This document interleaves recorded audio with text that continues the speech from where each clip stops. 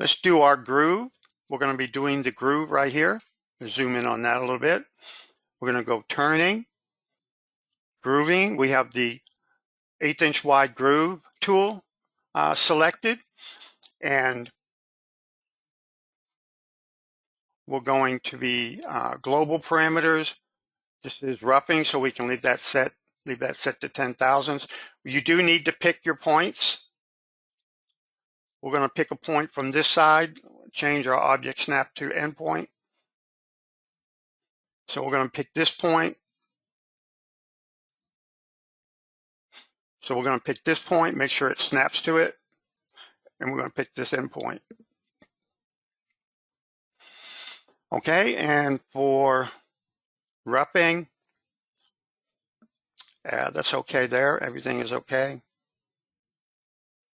Your clearance.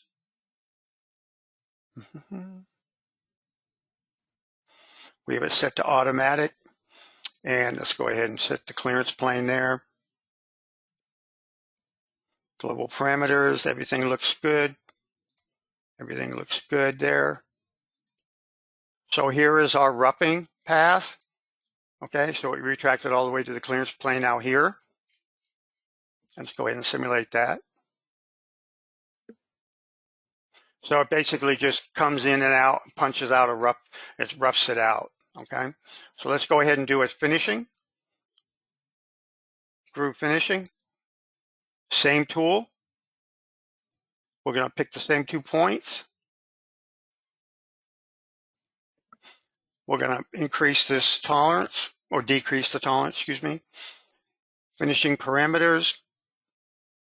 Just 1 second. Okay. Finishing parameters, we're not going to do anything here. We're just going to do it in one pass. The entry and the exit. This is all okay. That should be okay. Clearance, we set that. Advanced cut, let's set that. So here's our finishing pass for grooving.